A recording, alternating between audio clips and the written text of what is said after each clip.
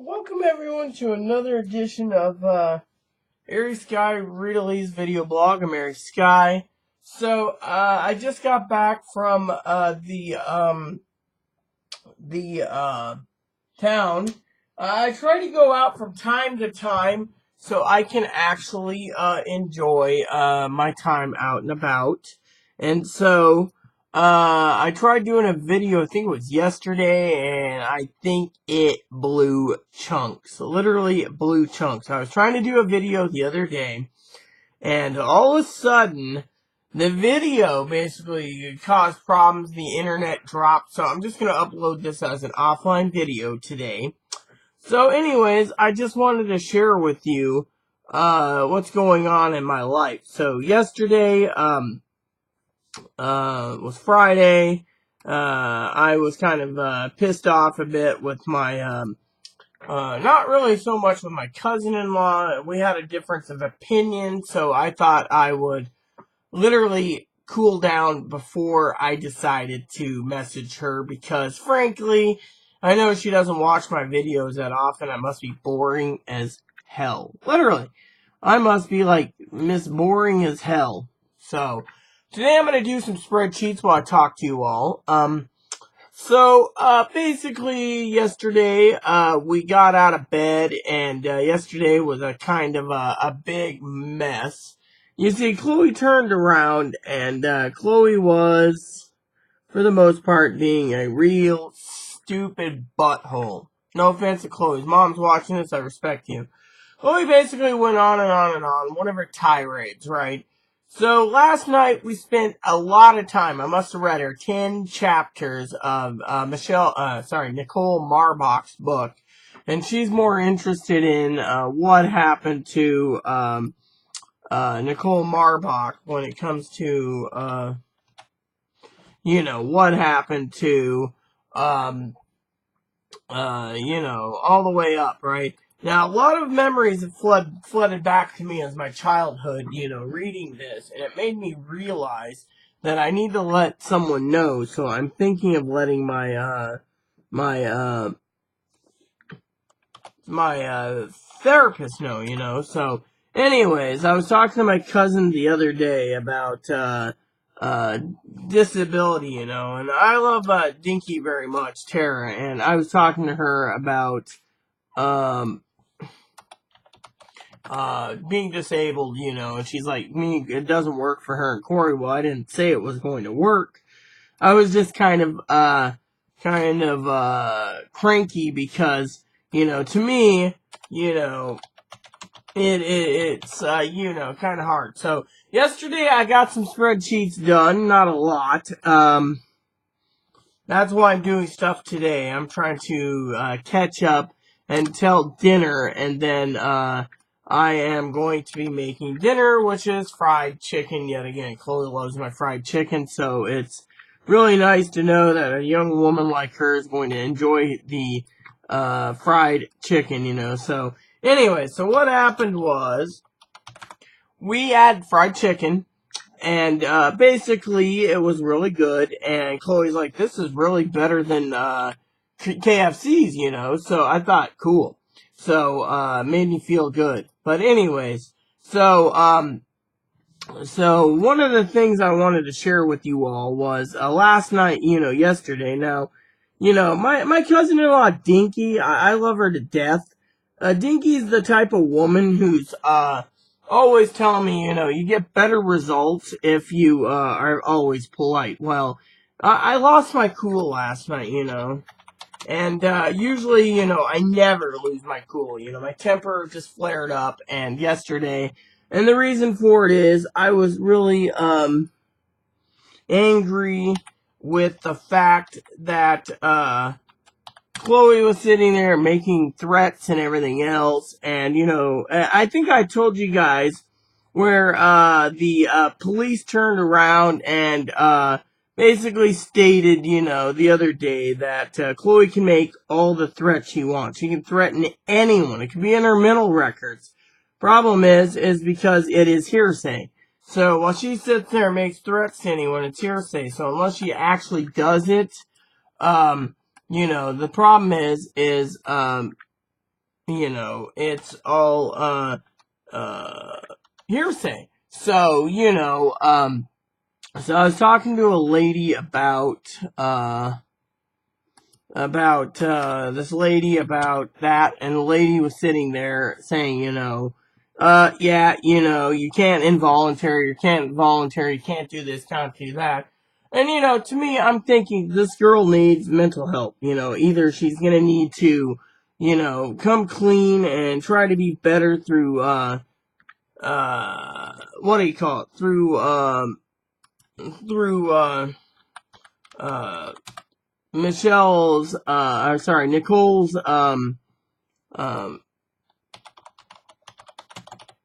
Nicole's, way by finding God or something. Because, you know, the thing is, you know, but I think with Nicole, she found God, but she also was,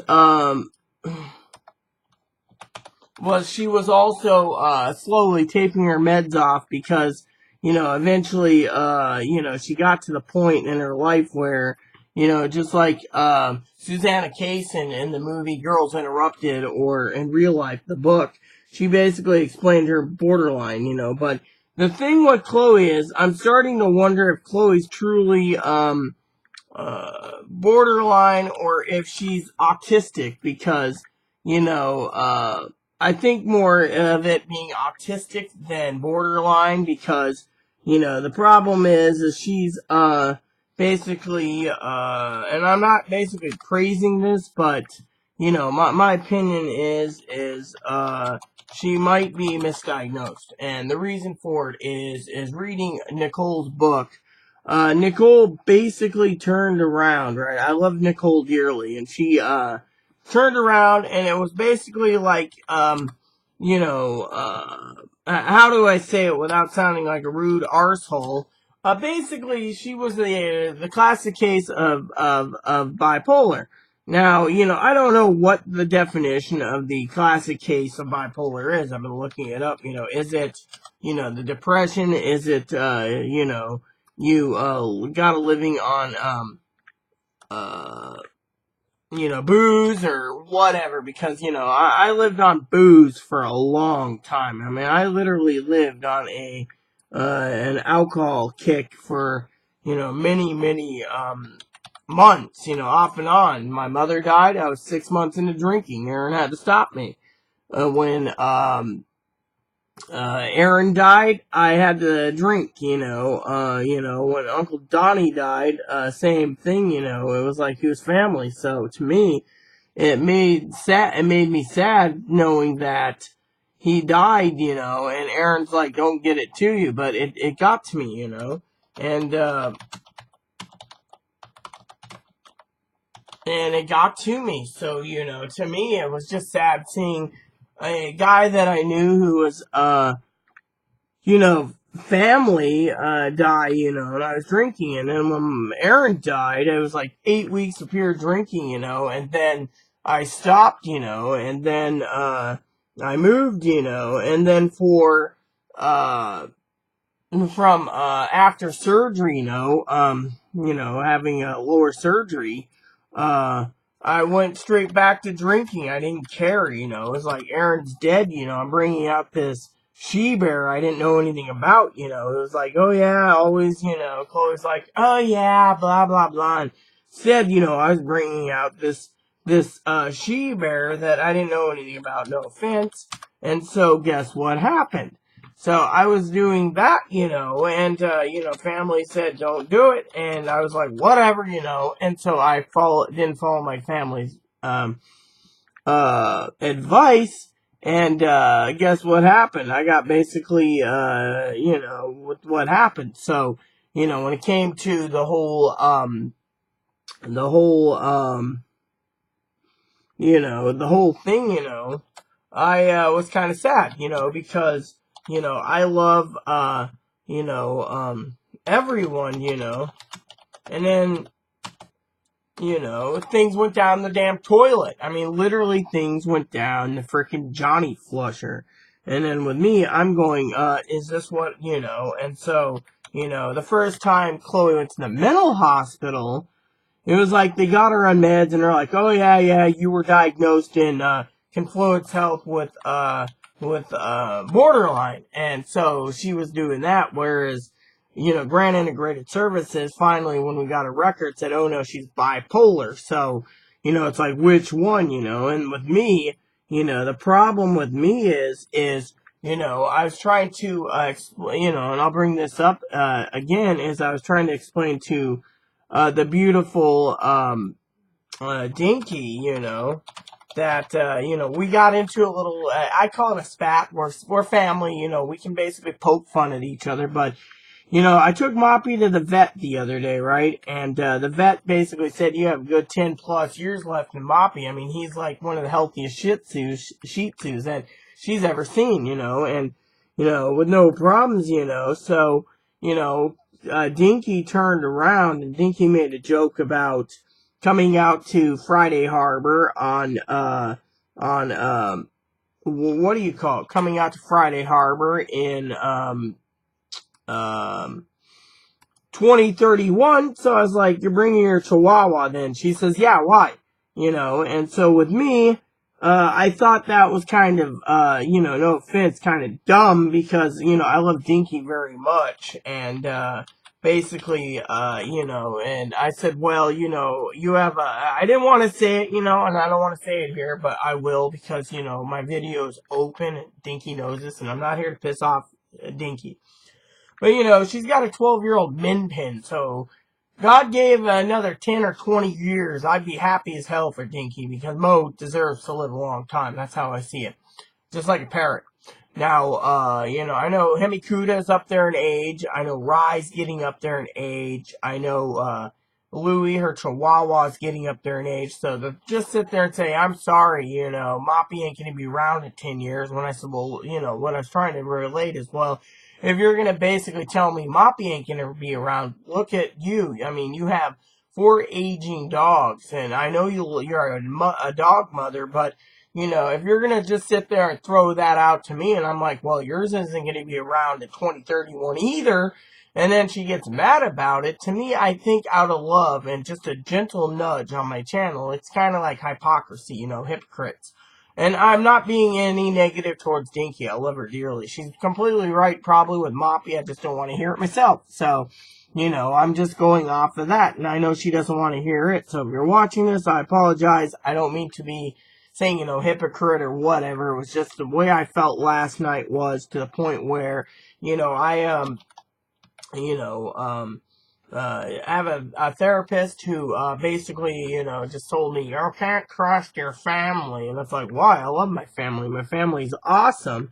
Well, to my therapist, I told her how much they're doing, my cousin-in-law is doing for me, and, she's just like, well, it was like, you truly cannot trust someone like that. And to me, it kind of upsets me to no end because I don't like people telling me where I can go, what I can and can't do, because, to me, it's my family, okay? And so, to me, I don't like the fact that someone turns around and, I'm not saying bad Dinky, or as Annie would say, the wife, bad Rita. To me, I find, it disturbed me. I mean, I love Dinky dearly, okay? Dinky means the world to me, and I mean a good vibe. And Dinky knows I have, what do you call it? A good heart. So because I have a damn good heart, to me, it makes me disgustingly sad to turn around, and hear someone say that. It's like, don't say that, please. And I'm sitting there trying to say nicely, you brought up Moppy wasn't coming first, so it seems, So to me, to make things easier for my own heart, I had decided just to leave it alone. I mean, literally, I just didn't want to piss her off and be like, yeah, but you started it, So to me, because, I mean, I love Dinky dearly. I'm not going to just point fingers and go, yeah, you started it, Instead, I was just being an adult, and being like, well, I might as well just basically sit there, bite it in the ass, and basically say, okay, cool, So I, was talking to a friend of mine, a close friend who means the world to me, and, you know, it's a she, they're taken, you know, and they're just like, give your family some time. I mean, literally, maybe I'm driving them nuts anyways. I mean, I remember one day I was talking to Dinky about bikes, you know, see, the problem with Dinky is, my beautiful Dinky turns around, right? She turns around and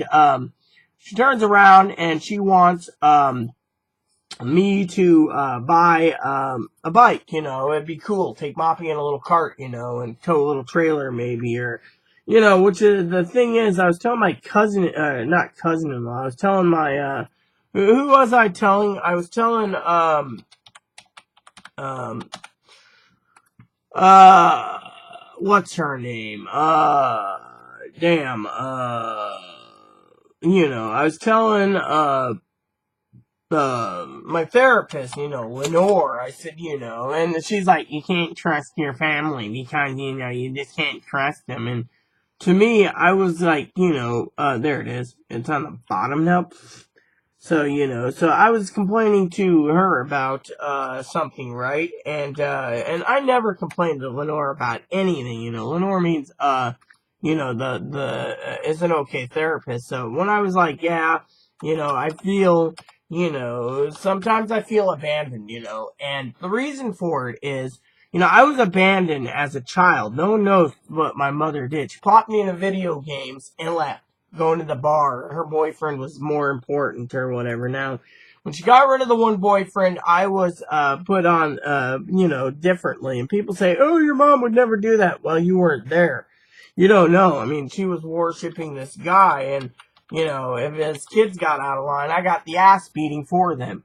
And other family members, you know, that pointed the finger as being the autistic one and stuff, I got the beating, you know. They never got the beating when I was around. It was like every time I turn around, I'm the one getting the beating. It's like, why am I getting the beating, you know?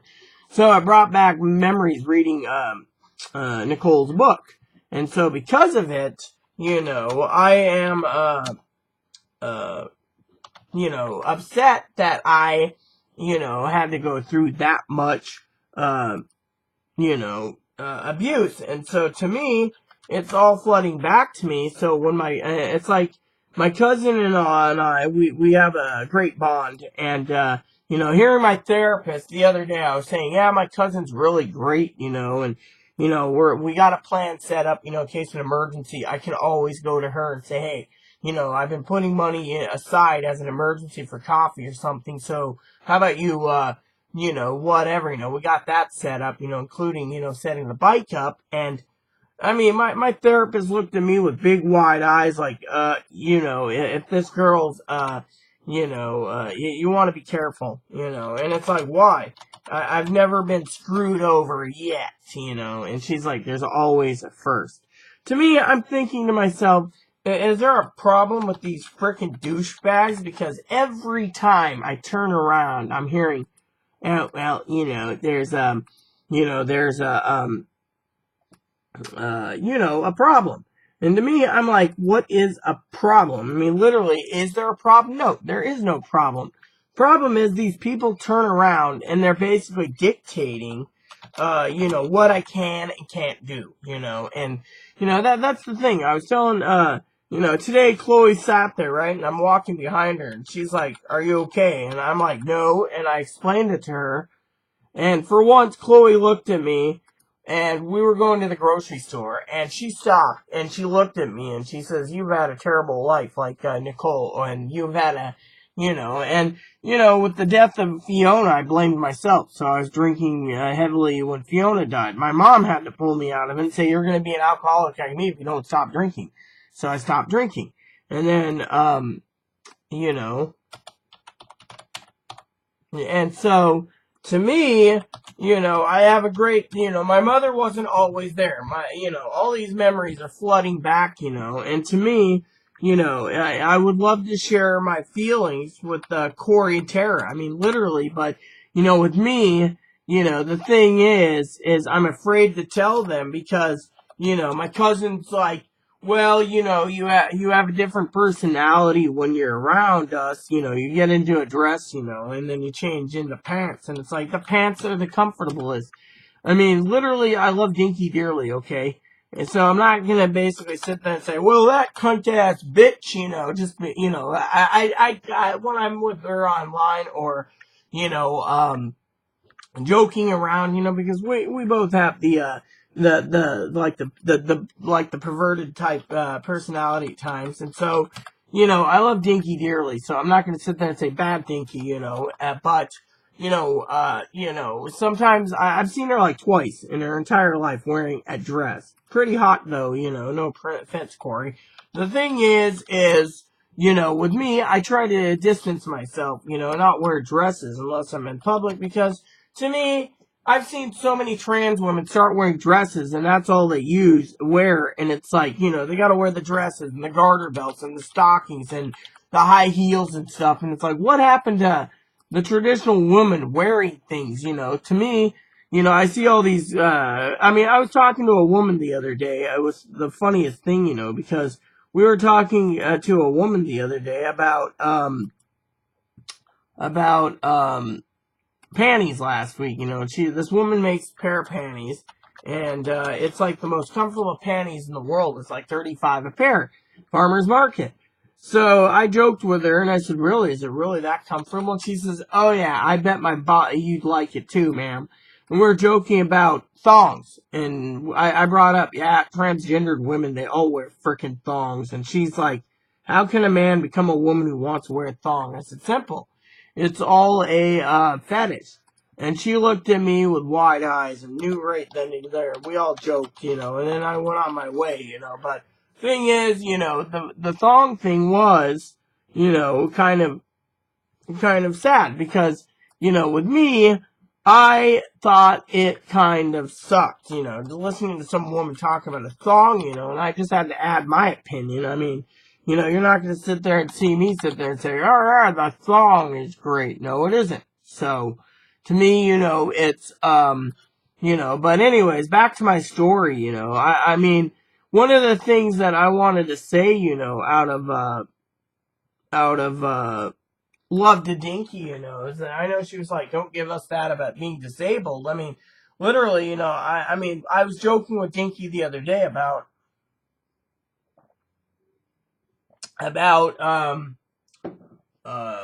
glasses, I says, I can barely see it, you got this great idea of a bike, and she's like, yeah, isn't it great?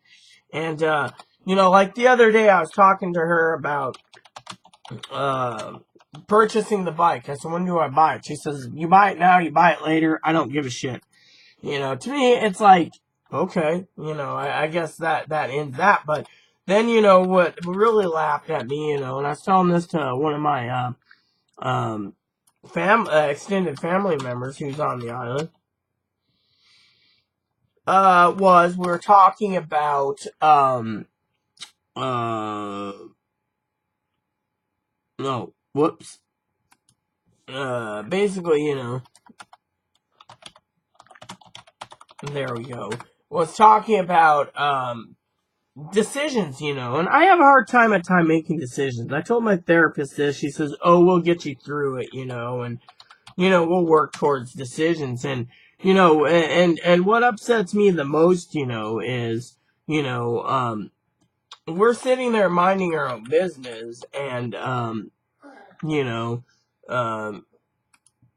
she turns around and, she, basically, we joke all the time, and we were joking, about different things, but, what upset me the most about this whole ordeal was, my therapist is like, you can't trust her, and it's like, why? Well, you're gonna get hurt. And, you don't want to be hurt. Well, with me, the whole bike thing was, she's like, order it now, order it later, I don't care. Well, talking to my sister Michelle, I said, well, what do you do exactly? Because, to me, it saddens me to no end that I'm sitting there, right?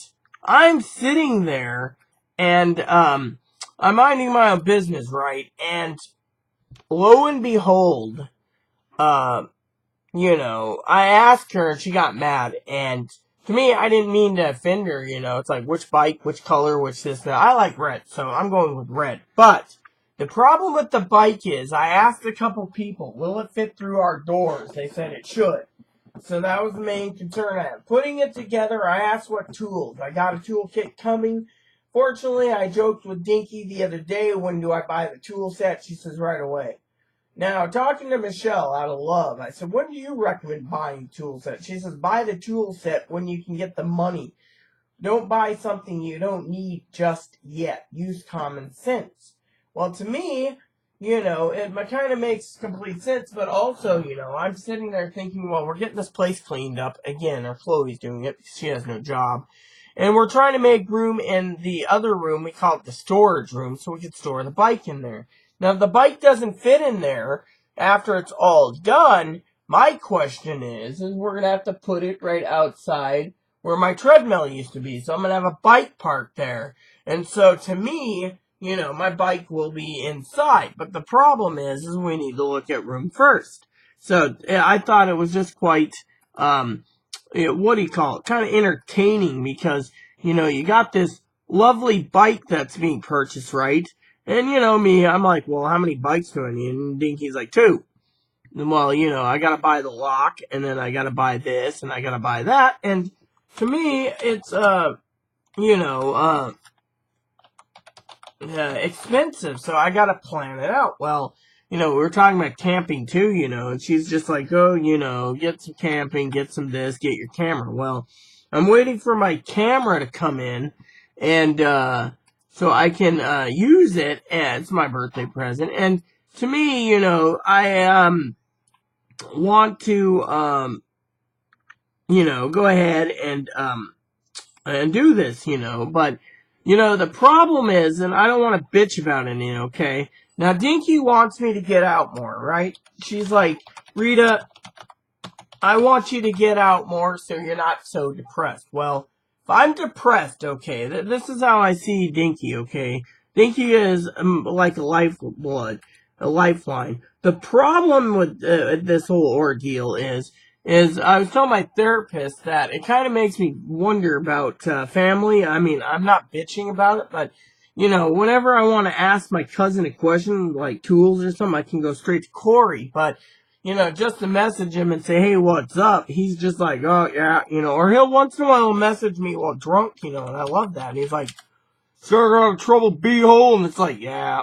And he's like, doing anything cool? I'm like, no. You're not drinking? I'm like, no. Well, you know, I've cut my drinking out severely because, you know, being in a mental hospital and everything else, you know, but honestly, you know, my family's like, just cut the booze out, you'll be fine. But when I left Portland in April of last year, one of the things I wanted to say was I decided to drink excessively like a freaking fish. I mean, literally, this is what happened, okay? I'm on the train, right? And Dinky and Corey messaged me, like, on the train? I go, yeah. Going to Seattle? I'm like, yeah. So I got up and I asked for 4 cans of hard cider. I drank them. Got back up, got some more. And the guy was cool. He's like, yeah, well, you know, as long as there's a bathroom and you're not throwing up, we're all gravy. So I got off the boat, basically. I got off the freaking, train. And damn, that stinks. Chloe must have just took a shit because that is just, I'm smelling something that just really reeks. I mean, you want reek. She must have just took a shit. So, but anyway, so what happened was, I went ahead and, got off the thing, you know, as everyone knows, and I had to go get Chloe. And because I was getting Chloe, what happened is we headed to, into the terminal because I had to put my stuff in storage.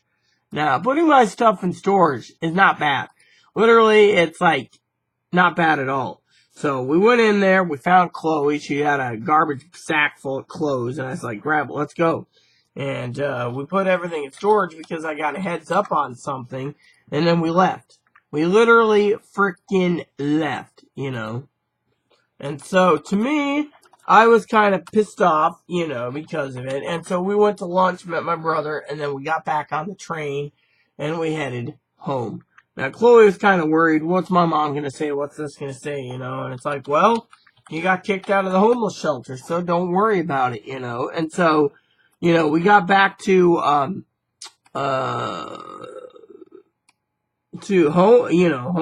and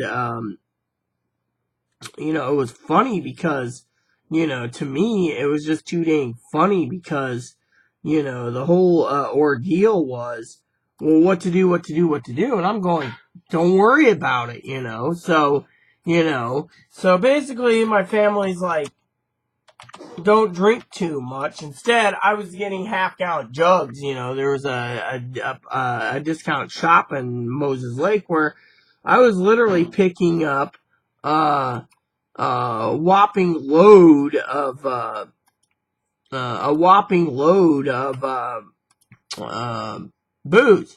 So I was drinking excessively from April to June. It was just pure booze, you know. It was like I was thin, you know, and people are like, you know, the booze is gonna kill you. And to me, I was like, I don't care, you know, just give me the booze. I really don't care, you know, because A, you know, I'm dealing with Chloe, and B, she's not getting easier.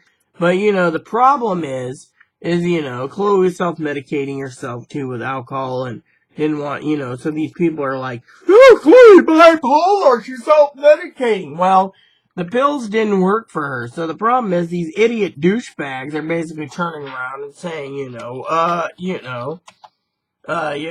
bipolar, you know, or you're schizophrenic, or, you know, and with me, you know, I was talking to, someone the other day about, my therapist, and she says, do you hear voices when you have your problems? And you know, this is one thing I wanted to share with you all is yeah, I mean, literally, I sit there and I actually hear voices. Literally, I hear voices. You could sit there and say, oh, I must be schizophrenic, but no, I hear voices. The voices are sitting there, you know. For example, I could sit there, right, and I could be drinking. Like one day I was on the ferry, you know. This happened several times. That's when Chloe says you need to look into it. Well, when I looked into it, they didn't want to help. They're just like, oh well, you're on your own. Fuck you, you know. And my family doesn't know this. The voices when I was in Oregon, I told this to the psych hospital is they were telling me to give up, literally give up. You know, you're worthless. Your family doesn't want to look after you. You're just a defective item who's, you know, should be dead. You're better off, you know, because you can't fulfill your agreements on certain things, and you're better off dead, you know. And so, you know, I was talking to my surgeon about this, you know, the other day. My surgeon looked at me and he says, "You're bipolar. You know, you must have, you know, my therapist, I told many times, and my psychiatrist in Wenatchee, and they're just like, oh, yeah, well, you know, you'll be fine, you know, you've lasted this long, you know, Chloe must be rubbing off on you." So, to me, it kind of sucked because you got these people turning around and telling you all this, while you're sitting there wanting to talk to your family about this, you know, you don't want to sit there and tell your family, yeah, you know, the voices are telling me to give up, you know, but, you know, there's voices I hear, you know, that, you know, and the Holy Spirit and stuff, who turn around and they're awesome because they sit there and they say, oh, do you want, you know, uh, do you want,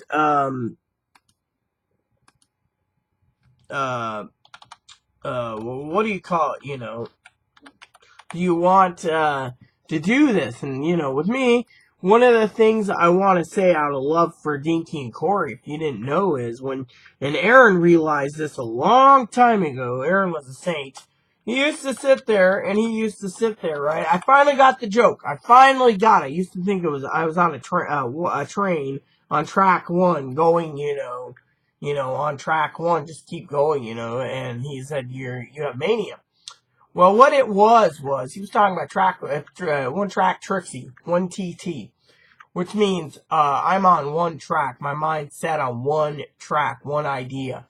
And he used to joke with me because he's like, don't get Trixie into one track mode because Trixie will do all that research and, you know, you don't want one track Trixie. Well, the funny thing is I finally got the joke the other day, and I just chuckled with myself because, Nicole, I get into the settings where I gotta research everything. Fly rods. I read over 600 fly rod books. The library kept telling me, don't bring in any more, don't, and I got bringing them in, and they're like, and so, to me, it was funny because, one track Trixie, but, I did research on other items and everything else, and so, like, Aaron would sit there for hours upon hours like me, and he'd be like, yeah, I got the research done for cooking.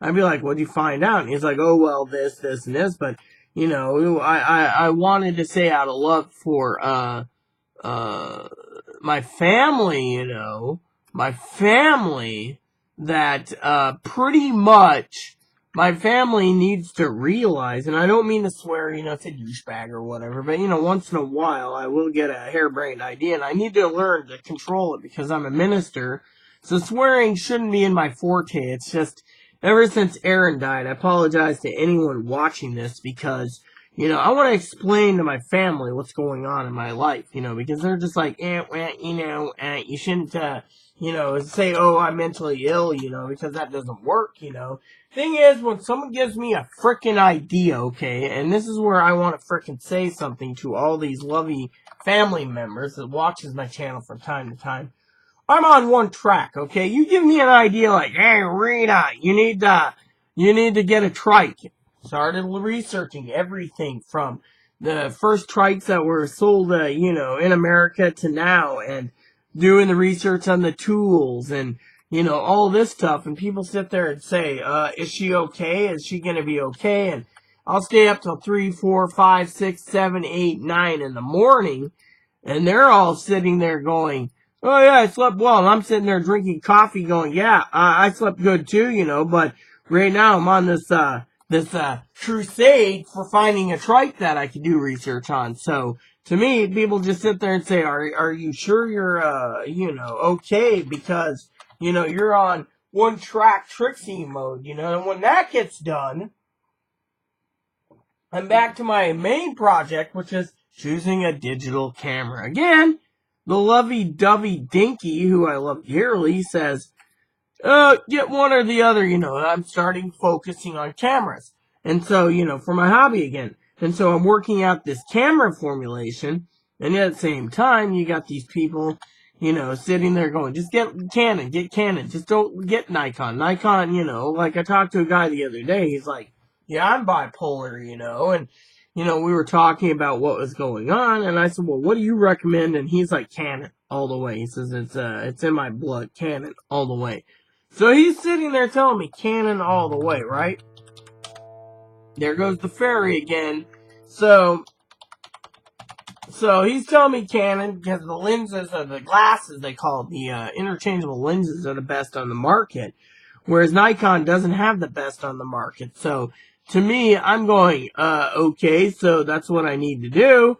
He's sitting there going, yeah, that's what you need, Rita. That's what you need, Meanwhile, I'm sitting there, going, okay, I can do this.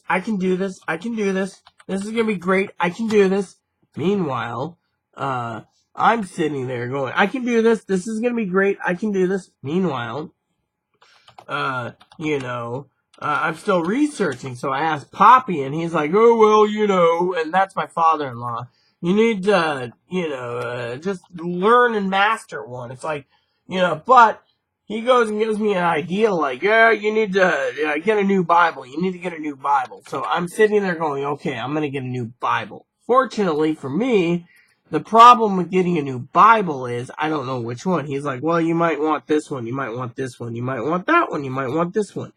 To me, I'm sitting there going, is there any reason, so I asked her, Nicole, and she's like, oh yeah, New Testament. Well, Poppy says, because I'm learning disabled, to read Acts through Revelations. He's like, just read Acts through Revelations and you're done. So I read Acts through Revelations, all the time. I've been meaning to get back into my Bible. I'm just so busy reading everything else for Chloe and stuff. I just haven't had time. But I'm trying to guide her, and then etc. But Poppy's just like, take it easy, So I read devotions daily, to compensate for the times, and then, with me, like like for example, talking to Poppy, he's like, are you sure you're doing this? Are you sure you're doing that? And you're sure, and I want to tell him about the Bible I asked about for my mentor, Nicole, because Nicole's awesome, and I'm trying to get her to maybe give me some guidance or talk to Chloe about, things, because Chloe's always afraid of abandonment. And, with me, I'm just like, Chloe, you can't just sit there and get mad, and basically threaten to go plug, government officials or, whatever, and, Chloe's like, I know, or, I was telling Nicole, because Chloe's like, oh, are the police investigating me? It's like, nope. So, I put in, what do you call it? The, police blog, in her, messenger. And, Chloe's like, well, what's with the police blog? Is it cool? What am I looking for? And I said, we're looking for, when the time comes, in the case where the police came out, took a report for, APS. So they came out, they took a statement and said no, and then, Chloe's like, okay, so what's gonna happen now? Well, it says, no further investigation currently. So, it's really good. And, like the guy says, you can't, and nothing holds frickin' water. So he's like, well, you can't hold water, so what's the point, So with me telling her that, she's like, okay, well, what do we do? Are we going to be good? Are we, and I'm like, calm down. So, because, you got her basically saying that everyone is out to get her. And me, I'm like, sitting here talking to her, saying, look, the good Lord blessed me. And I'm going to tell you a couple stories, okay? So the other day, 3 years ago, when hubby was alive, we were, going to Seattle. And hubby says, what are you doing? I said, I'm praying. He says, why? I said, for a safe trip. And that we can get things moving. He looked at me funny for once, and he says, oh, okay. Chuckling. I love you. And we get in, and we had to we met up with my brother, we had lunch. My brother said to me, oh, what are you doing out in Seattle? I said, I'm going to, transfer in the morning to take the plane to Denver, and then connect up in Denver on a puddle jumper to Nebraska. Well, you know how it is. It was like, okay, so, I prayed, and hubby finally stopped someone and said, didn't stop someone. He stopped someone and says, you got a phone book? And the guy's like, sure, here you go. Called up a taxi, and the captain came, and he says, we're trying to get here. So the guy goes, oh, a lot of people are trying to get to that crappy, cheap hotel. So we got there, we checked in, and the guy sat there, and he looked at me, and he says, oh, you need a deposit. I said, okay.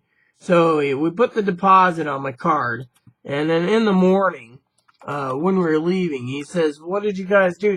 Being funny, did you do anything? Because we got in their cab to take the airport shuttle from the hotel to the what do you call it? The, airport. So we got dropped off, we gave him a tip, and he says, don't worry. So all of a sudden, within 3 days, my card was refunded over $100 for the hotel. Deposit was $50 alone, so I was like, we got a free room. Well, we were only there 8 hours, and the guy basically that ran it, he didn't know what he was doing, so he charged less. So we got on the plane, and I prayed again because, for a safe journey. But before we got on the plane, hubby had a migraine, and, we went through TSA, and there was one little shop open that sold little items.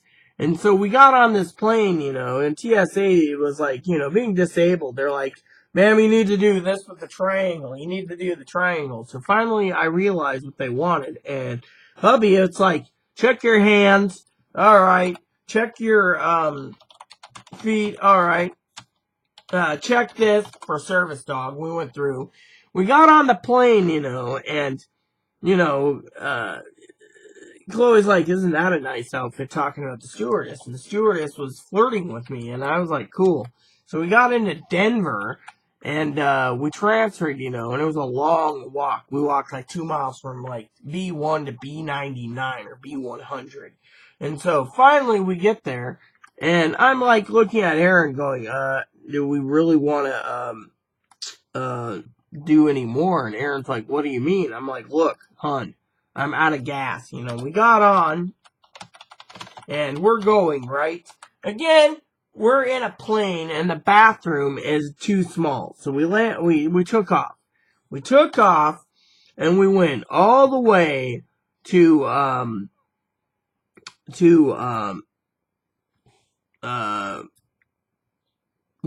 place. And we got off, and I'm sitting there, and I'm praying again. And, having breast reconstruction surgery, and they, not enough tissue or whatever. And so finally, what happened is we got there, and this lady was like, oh, yeah, what a cute dog. Oh, yeah, and was going on about mopping. So finally I went in, and the doctor looked at me, and he said, well, that's a long trip for you to come all the way here, ma'am. And I explained, at the time that the insurance, you're the only one willing for breast reconstruction. So he goes ahead and does it. So, after saying, oh, there's not enough tissue, he looked it over and said, oh, there's enough tissue. So next thing you know, we were coming out of that. And, the day I was going in for the, operation, they're like telling Aaron, we'll call you, we'll make sure everything's good, don't worry, your wifey's safe, and, and then in the operating room, there's some insults before they put me to sleep. When I woke up, I was sitting there, thinking, thinking, well, what happened, is everything good, and the doctor came in, apparently talked to Aaron and ran out, because there's not enough tissues for the, 550cc implants they put in, 470. So as you can see, not to bring up breasts, in my video, as you can see, hold on a sec, that, my breasts are pretty much, here we go, we'll just lower it a bit, pretty natural, that everyone's like, oh, you got the perfect boobs, So basically, we finally got through all that, and then the next part came, the healing and everything, and the good Lord got me through it. Got me home, safely, and then people wanted to feel my boobs, and finally, I went and saw doctors who were, like, basically jealous, they were better than theirs, and, so finally, I went ahead, and, I decided, that we were going to meet up my cousin I haven't seen in 26 years. We had lunch with them and beer, and we finally got done, and it was great because I was willing to, I didn't know that they could, basically, if you had an appointment, they'd pay the parking. So my cousin's just like, yeah, here you go, $7, we went in and got our parking, and, we left, and then, the, story goes, that my family came out to visit 2 months later, and, as Aaron wasn't feeling good that day, so he was a good host, and finally, what happened was, everyone was great. They're saying, oh, you're a great host, Aaron, you're awesome, and, we're just grateful to see you, and, Tara and Corey were like, right on, and, we'll meet up with you for Rita's surgery in October, and at the time, the doctor was like, well, I don't know what insurance is going to pay for. Well, God basically made sure, because if it wasn't going to be paid for by me or my insurance, for having my face redone for getting rid of these birth defects, then basically what happened was she was going to pay. So all of a sudden, that loving woman that she is, basically turned around and took care of it, in case. And so with me, I was like, okay, And so, the next day, you know, we went to the hospital, and, let's just say, basically, if, there's people watching this, I was angry at Jesus. Literally. I got up, you know, you guys all know the story. Got up, went over to, the, you know, got dressed in my Bible. I did every morning, you know, and I'm sitting there, and I went in, you know, because, you know, we went to town, you know, and did everything the next day. You know, my aunt's like, oh, I hope you're okay. I hope you're feeling better. And Aaron's like, yeah, I'll be fine. You know, it's musculoskeletal, and, you know, nothing's wrong. You know, these doctors, and, well, the morning after that whole appointment, where they delayed it and said, oh, nothing's wrong, and, you know, et cetera, et cetera. I went in, you know, and I was angry at Jesus because first I went there, and, lo and behold, you know the story, he was dead. And, you know, honestly, I did not know what I was going to do. So as soon as the police officers turned around and said, you are welcome to tap into anything he has, my groceries were over there in a freezer, that I decided to drink. I went straight there, unloaded all the booze into my house, and because we slept in separate apartments for snoring reasons, and I drank. I just couldn't cope with it. The guy that meant the world to me died. Literally just passed away. And at the time, you know, dear old dad was like, oh, we don't want anyone to know he died because we don't want his mom basically thinking money, money, money. So, you know, with that, he was thinking, you know, finances. To me, I lost Aaron. You know, and I lost Aaron, and it hurt me. It hurt me to no end because, you know, Aaron was Aaron. And so, you know, Aaron's like, always make sure, you know, if you're going to, do something, make sure, you know, that, you know, you make sure that you work on getting, Annie out from the Philippines. Well, everything was worked out, and then, you know, Annie was angry with me, but, you know, you guys get the idea. So, to me, it was sad. It was literally sad as sad can be because, you know, so Aaron passed away. It was hard. I mean, I was drinking, and I just didn't care. A neighbor one time took me down an alley so I wouldn't get stopped by the police, you know, because I was just completely wasted. But, you know, Patty was a sister to me who was just like, look, you lost Aaron. I would be in the same damn boat as you, you know, because you lost Aaron. I mean, how would you feel, you know? And so, you know, eventually your family helped me move, you know, but that was the worst mistake ever because, you know, at the time, you know, it was right before, surgery. So I moved out, then I got situated. My neighbor, I paid her $100 just to go take me to the train station. So I got to the train station. Had to go through Spokane, had to go down, you know, and I spent like I spent like 6 or 8 weeks with them. And I was glad to get home, you know. My neighbor's like, oh, you're home, you know. How was your trip? Oh, your face was redone. Well, you know, at that time, you know, I was upset because, you know, as soon as I healed, my family took me out to get drunk, you know, and it was awesome. But, you know, strip clubs and everything else. But to me, it felt different because, you know, you have, you know, all these people, you know, and, you know, then the fun began because I was talking to Chloe and I was talking to someone else, and they're like, you know, families like, don't do this, and I regret it, but, you know, the thing is, I finally, you know, brought Chloe out in April, and so, you know, but in 2017 of April, you know, after Aaron died and everything else, I brought Chloe out, and, 2017, and so, to me, it was kind of bad because, you know, you had, Chloe's,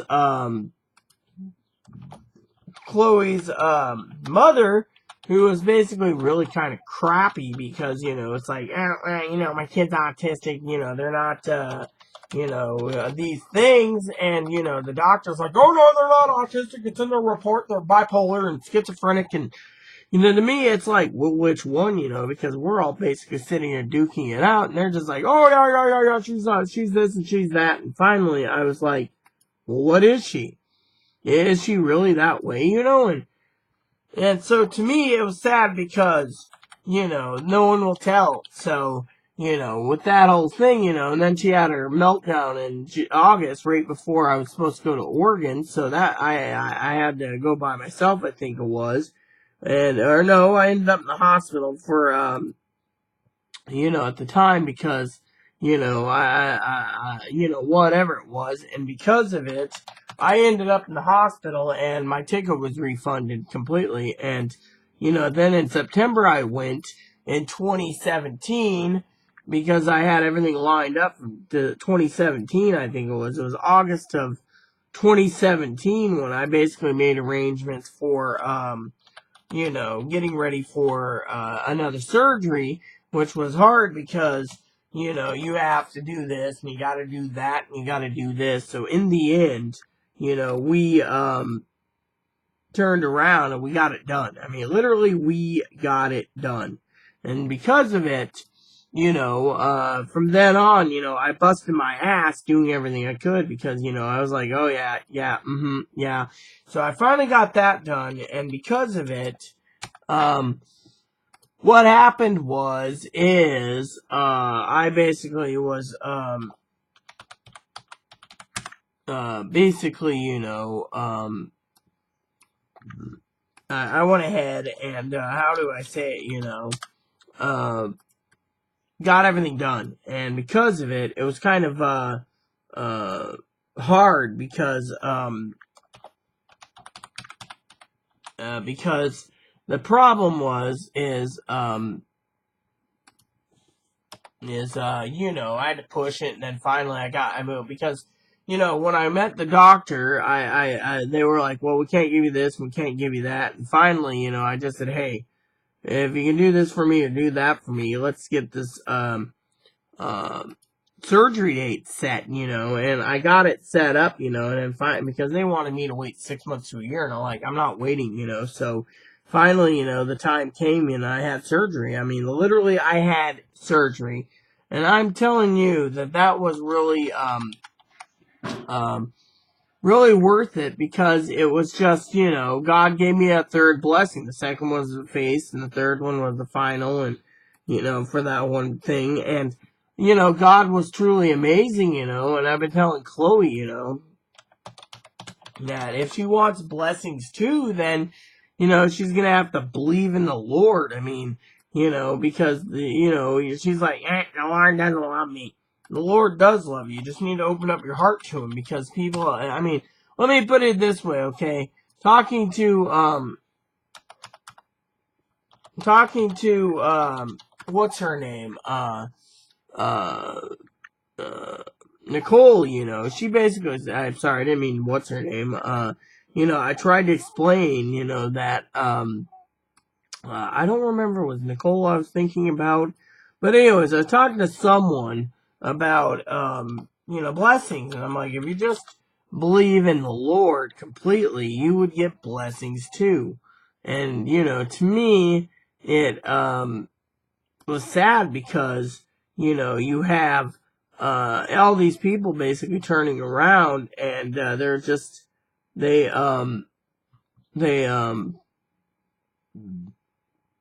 uh, don't want to believe it, you know. And one of the things that's really sad is, you know, and I've seen it a lot in my world is, you know, and I don't want to bring this up, but the trans community, for example, basically don't want to believe in a God because they prayed at a young age that their body was born different, and so, you know, there's no God because God would have given them the vagina and the boobs and the penis. And to me, you know, God loves you all, so it doesn't matter. God has plans for you. So if you're sitting there going, oh, well, I should have been a woman, and instead God didn't make me a woman, and He made me a man, which I had to live my life with, you know, as a man and a husband and all this stuff. To me, I think these people need to realize that, you know, in my heart, you know, that if you want to sit there and say there's no God because God didn't make you a woman and you had to go and change your gender because of it, then in my opinion, you know, I think you need to realize, you know, that there's a problem with this, what do you call it, situation. Because God is good. Literally, He is good. He's got a plan for you. If you want to sit there and turn around and say, oh yeah, there's no God because God didn't make me into a woman. Maybe God had plans for you that you were going to transition into a woman and have preached the word. I mean, literally, if you're just going to sit there and bitch about it, no offense to the word, then maybe you need to overlook your life because God has been good. I mean, ever since, when it came to me and to, others, then, you know, um, I'm just checking something real quick.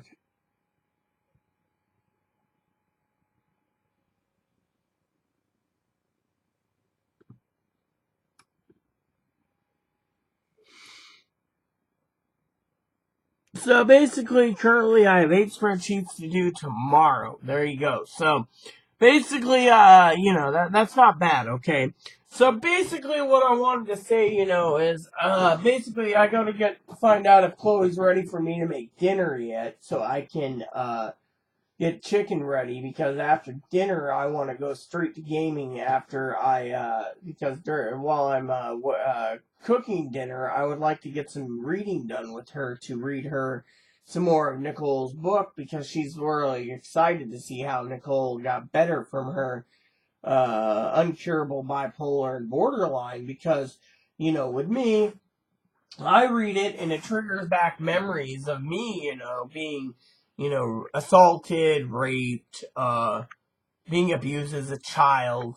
And, I don't trust many people. I really don't. And I was telling this to Chloe. I really don't. I mean, my mother, she had her own ideas, and it didn't include me, I don't think. I mean, one time she wanted a mobile home for me in case she died, but the thing is to me is I just, it cost her too much. And she didn't say, Rita, you're going to be paying rent on this or help me with it. She's just like, I don't know.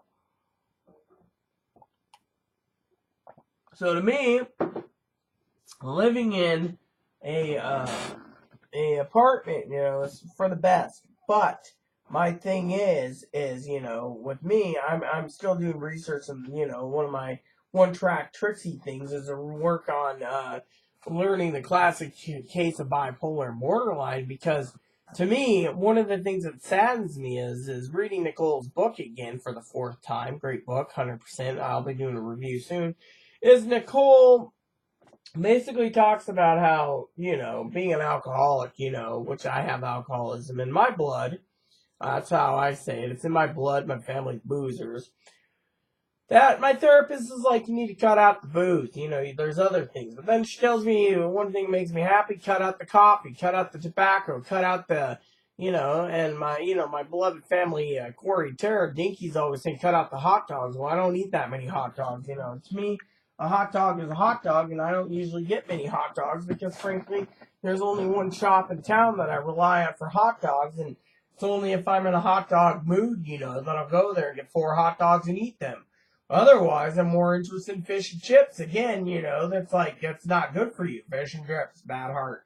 So basically, with all these things, God's got plans for me. So to me, I'm basically saying, out of love, for Dinky, I don't mean to insult her, but I don't mean to, upset her with my one track mind where you give me an idea like trailer, camping gear, bike, camera. I'm going to be basically working full force on it, and not thinking about anything else, because that's how I am. It's like going into day in and day out. My therapist is like, how am I sleeping? Oh, I'm sleeping okay. Oh, how are you sleeping? Oh, I'm sleeping okay. Or how are you sleeping? I'm not sleeping well. I mean, literally, no one truly knows, how I am. So to me, I want to share with you that, I feel like, there's a happy part and a sad part, and I can flip on a dime, and say depressed, where, I try to pull myself by the bootstraps and say, oh, look, it's a warm, warm day. I would like to, um, um, go out, maybe go to the beach. Nah, I don't want to go to the beach. You gotta walk 2 miles one way. It'd be fun. No. Or You open the window and it's like, hey, look, it's snowy. Yeah, I'm definitely not going out. We have internet here. We're good. Let the snow continue to fall. Or, with me, I'm like always doing research for cheaper products to buy. It's like, hey, look, we're going to order online.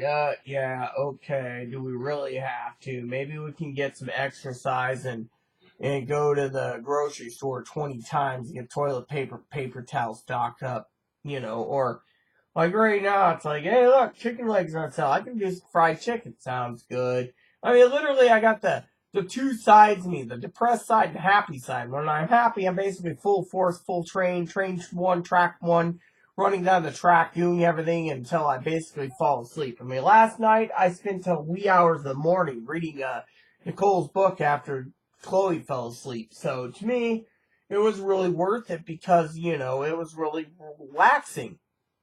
And so with me, I'm like, right on, this is cool, right on. Whereas, with me, I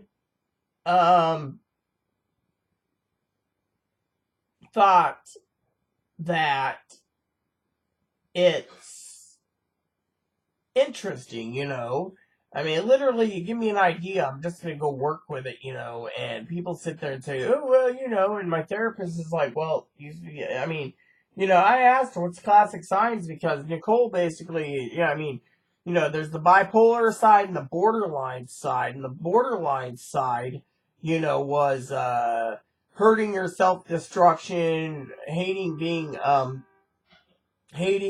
rejection and hating abandonment, and to me, I've been abandoned. I mean, literally, my family is. I feel like I'm abandoned, honestly, because, for example, my case manager never gets back to me. I mean, she got back this morning, like, hold in there, Rita. Oh yeah, I emailed you yesterday. This is what I get today? Gee, she must not really like me, and then there's the other part of me that feels abandoned when my family sits there and it's like I'm busy. I'm working on an estate sale for a week. I feel like I'm abandoned. I'm worthless. I'm useless. I mean, what's the point of going on? My family's telling me to blow off. I got something to do, and it makes me feel sad. It makes me feel unappreciative, and then my family's like, well, I wish Chloe would think of you, think of you, and be appreciative, and to me, it's like everywhere I go, I got people sitting there like, can you do this for me? Can you do that for me? Can you do this? Can you do that? Can you do this? And it makes me want to blow my stack. It's like so much responsibility. Do the budget. Do this. Do that. Can you do this for me? Oh, can you do that for me? Oh, I mean, for example, I was uh, complaining about um uh what do you call it? My payments, A friend of mine's like, if you're gonna go buy and do your layaway for your camera, you might as well get it done. Well, I was telling Michelle, I can't justify plunking down the money. Am I really gonna run out, take photos? I mean, my friend Vic's like, you gotta make sure if you're gonna do that to use it, otherwise you're just collecting dust, or another family member is like, oh, you need the trike, and it's like, well, can I really justify plunking down the money for a Schwinn trike and then turning around and, buying, the Schwinn trike and, you know, um, I mean, literally, it's like, can I justify buying this Schwinn trike, for, uh, uh, you know, uh, can I actually justify it, And my family's like, can't you? And it's like, no. I mean, literally, I was telling my family, can I justify, uh, uh, there you go. I don't want to pay for it. So, I mean, literally, I mean, you know,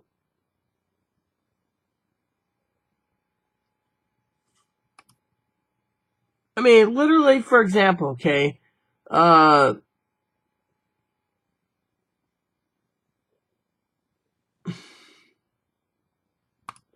mean, literally, like, for example, right here, it's like, I don't want to pay for Amazon Prime because I don't, justify, um, Prime. I mean, it's like $14.07 a month, and I don't order anything. So every time I turn around, my balance goes down.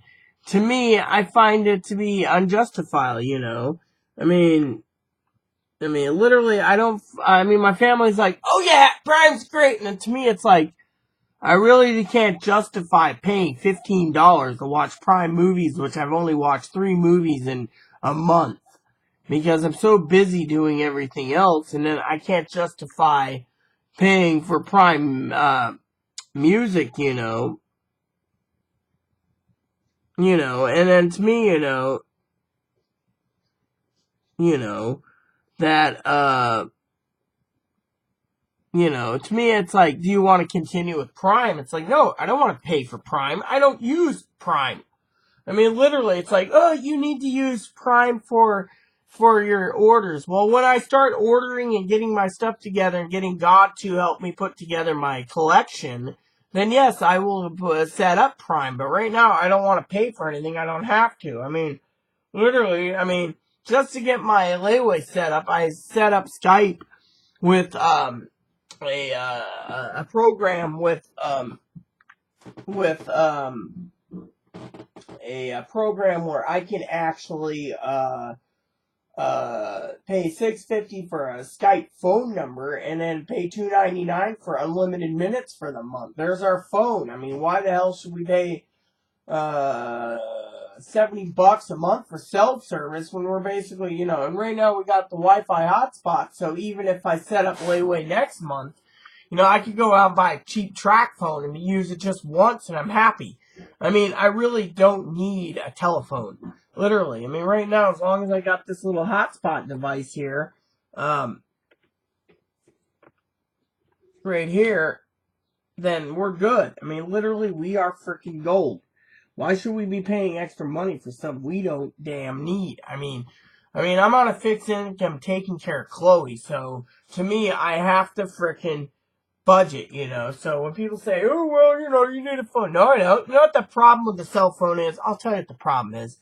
I was out today enjoying the frickin' sun. Literally enjoying it, alright? My cousin's like, oh, you need to, my cousin Corey, I think, is one of those, and he doesn't like using his phone. He's got the phone, he uses it when he has to. Maybe he does, I don't know. But he turns around, and, I've never seen him much use it. But Dinky is like, with me, I have no phone, okay? To me, I'm like this. I'm walking down the street doing my dip, looking at the window shopping today. I went into a camping place. They didn't have any fishing rods. They didn't have any camping gear. And I'm like, what type of fucking sporting goods store is this piece of crap? Well, you want tents, check out Ace. So I was like, fine, I'll check out Ace. And so, living on an island, you got all these people. I'm not going to say anything negative towards my minister friends or anyone. But every time I turn around on this island, I'm walking along. People are sitting on the benches, tying up the benches, using their phone. It's like, hello, we're a nice tourist attraction here on this island. Why can't you turn around and use it for looking around? Look, we got an ice cream shop. Go in there and eat some ice cream. Why be glued to your damn phone? Oh, go over to the coffee shop. The roasting house is open. Oh, you don't want to do that? Well, go over and check out one of the safari places. Then all of a sudden we're on, for example, I was watching some people get on a boat, one of those whale watching boats. And all of a sudden, I'm sitting there, right? And I'm looking to myself going, what the hell is wrong with these people? They're glued, they're So I'm sitting there going, what is wrong with these people? These people must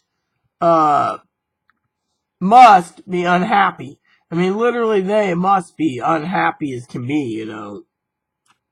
So, so I'm sitting there, right? And I'm going, what the heck is going on here, right? And I'm complaining like, yeah, is there a problem? Is there not a problem? And so with me, I'm thinking, look, you're glued to your damn phone. You're not enjoying life. Literally, they're not enjoying freaking life. I mean, literally, they're sitting around. I'm sitting there walking around going, look at that yuppie. He's got a phone. You walk around the corner, you know, they're all glued to their phone, pushing a baby stroller. And I'm like, what happened to family values? Time to be on a thing. I mean, one lady's like, oh yeah, I like my $1,300 phone. I'm going, yeah, whatever, lady. I own a boat in the harbor. That's fine. Cool for you. Cool and dandy. And I'm sitting there closed up looking at shoes at the other sporting goods store. Meanwhile, we've gotten so good at these things, I'd sit there and, you know, like for example, you live on an island. What do you do on an island? Well, you can go bowling. You can go to the movies. You can go and say, oh, Friday, Harbor's, got their farmer's market. Go there. Or you want to go walk around, you know, and, I mean, I have maps Friday Harbor. It closed like, where haven't I been to? Well, I haven't been to the Market Chef yet. I haven't been to the Hungry Clam yet. I haven't been to Coho's. I haven't eaten at Cynthia's. And the Chloe's like, is there anywhere else you haven't eaten? I'm like, no, I haven't been to Downriggers, you know, and, you know, I mean, literally, I've been going in 10 months, I've been going to different restaurants. Today, for example, okay, we were walking around, and I never told Chloe that I'm seeing all these people glued to their phones. I mean, there's couples sitting there holding hands or on the bench, and they're, like, glued to their phone, and we got a great view of our harbor. And they're like, I'm sitting there looking at the float planes take off. The yachts come in. The yachts go out. The whale ships coming in and out. The schooner going in and out. The ferries coming in and out. And I'm sitting there going, what's wrong with you people? You got a great view, and yet you're sitting there on your phone. You don't see me complaining. My phone I used when I was away was email. But you know what? I don't get enough emails, so I'm like, piss on it.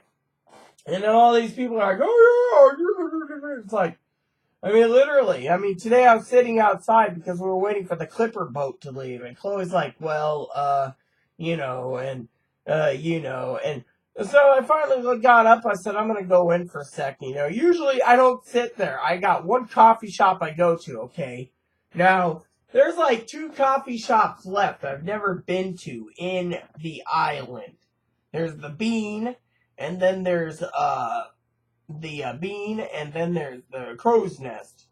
Well, I went into Riptide today, and they had some really good food and great stuff, so I had a coffee. And I was talking to the lady. Well, you know, the other place I haven't been to is the Golden Triangle. It's like it's a Thai restaurant, you know, and I like Thai peanut soup. I should check out their menu sometime.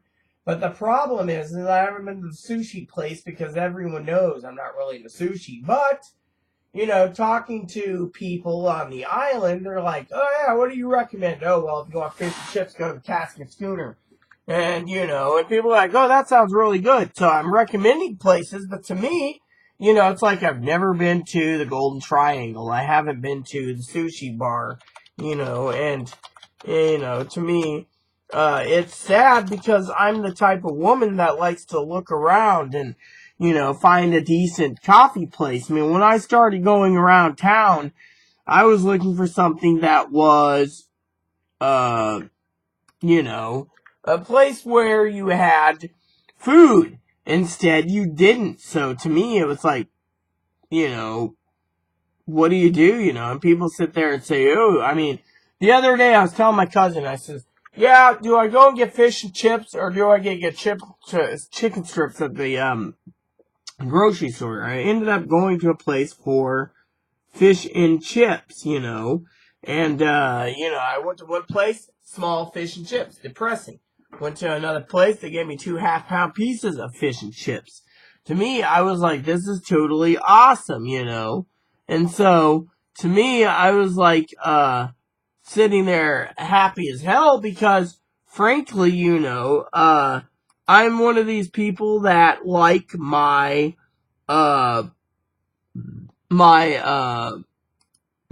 fish and chips. So I found a place, because everywhere else you get fish and chips, it's freaking, not that good. Not, not, worth the money, because, with them, they're always talking about, the money, being so expensive. To me, I'm just like, do I really want to pay this kind of money for, food? And so to me, I'm like, always, you know, looking for value. And so to me, I was like, so the other day I said to my cousin, yeah, should I go over to the grocery store and try one of their deli sandwiches they made? Well, when it came to my family dinky, she's like, nah, don't do that. Well, with me, I was kind of sad because she turns around and tells me, to go ahead and wait. So the next day, I had leftovers. So the next day, I was hungry, and me, I'm like, well, I better go find something to eat since I have to go to town and look for something. So I decided to go to a sandwich shop. I'm telling you, the sandwich shop was the bomb. Literally, it was the bomb. I mean, literally, it was the Spring Street Deli, and they made a sandwich this thick for $10. I mean, literally. Good Lord bless me. A sandwich. I only got a couple restaurants left to try out on the island, and my initial whatever it has there, I checked the Golden Triangle. They don't look like something I would eat at, but what the heck. So, because of the time, I need to get going. So please look for another video. Please add, subscribe, please post comments, leave feedback, suggestion, hit that like, subscribe button. Soul some funny for the family. Thanks for watching, everyone, and God bless you, and God bless America.